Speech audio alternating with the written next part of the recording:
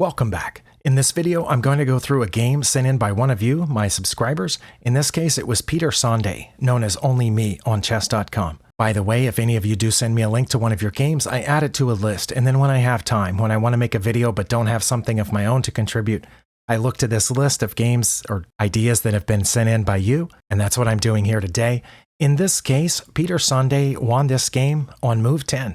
He was playing with the black pieces, and this was a 2-minute bullet game. And as you can see, he's checkmated the white king very near the middle of the board on move 10. So the question is, how did this happen? What did his opponent do wrong? And what should the opponent have done instead? Or, if you're in a similar situation, what did Peter do right? And what should you do if you want to do the same thing he did? All right, let's back up to the beginning. The opponent played e4 and Peter responded with e5. As often happens, white played knight to f3 and black played knight to c6. This invites, I believe, either the Ruy Lopez or the Italian game, or I suppose the four knights if both players get their knights out at this point. White played bishop to c4, which is completely normal, and this is the Italian game. And Peter played knight to f6, which is completely expected and normal. We are in the Italian game, two knights defense. Here, white can play d3, white can play knight to c3. White can even play queen to e2. Those are the top three moves listed by Stockfish. But white immediately went for, I believe, what is known as the fried liver attack. Here on this book, it says Italian game knight attack, but I think this is what's called a fried liver now, where you put this knight in here on g5, aiming at the f7 square because your bishop's already pointed at it. Now, because I haven't in a long time played e4, e5 games, I don't know exactly what the best move is here, and I also don't know what white's intention is. I've been trying to practice opening principles, which includes getting all the pieces out first. I really haven't learned any trappy lines, and this is kind of a trappy line. It's one of those things where you start attacking immediately while you have a bunch of pieces undeveloped, you haven't castled your king,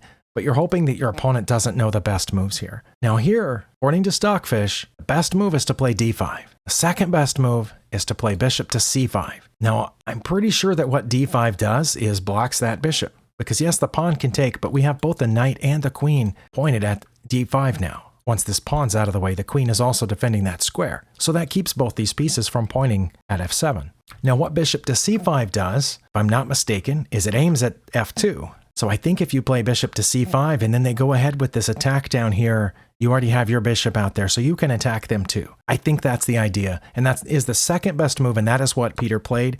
Bishop to c5. And that does give white a slight advantage, and that's not because of the check with the bishop, but it's because of this fork with the knight. That attacks both the queen and the rook, and it's protected by the bishop, so the king can't take the knight. And that is white's best move. That is what white played. But it's not check. So you don't actually have to move the queen. You don't actually have to move the rook. You can do something even more scary, which is what Peter does, and it is his best move in this position, which is to take on f2 with check, which is the whole reason he put this bishop out here in the first place. If I'm not mistaken, because I have seen a few videos on the fried liver, and in this case, the Traxler, which I think is the response to the fried liver, it's known that this is still slightly better for white, but white has to make very precise moves here in a couple of turns. For example, in this case, it's not white's best move to take that bishop. It's white's best move to move the king over, and then they still have a slight advantage because they still have this knight in here forking the queen and the rook. But if they take, Stockfish says the evaluation is even. And in this case, Peter's opponent took the bishop. And as you can see, the evaluation bar is at dead center, right at even. And as Stockfish continues to think about it, it still thinks that white might still have a slight advantage. Now, after white takes here, it's black's best move to take this pawn. This pawn is undefended, and it comes with a check. So you still don't have to worry about this fork down here. Peter's seen this line a few times, I'm guessing,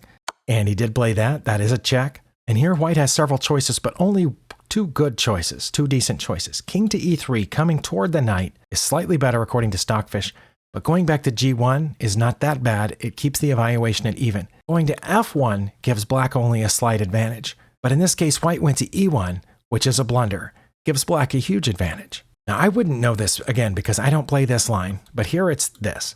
Not only does that get the queen out of this fork that you've been so worried about for some time, but it is a check, it's a forcing move, and that is what Peter played. So here the best move that's not a mate almost immediately is g3. If white goes to f1, well, that's checkmate, because the knight's guarding that square and the queen's looking right at it. The other legal move is king to e2, and in that case, the queen still goes here, and that's check, but they should play g3 here.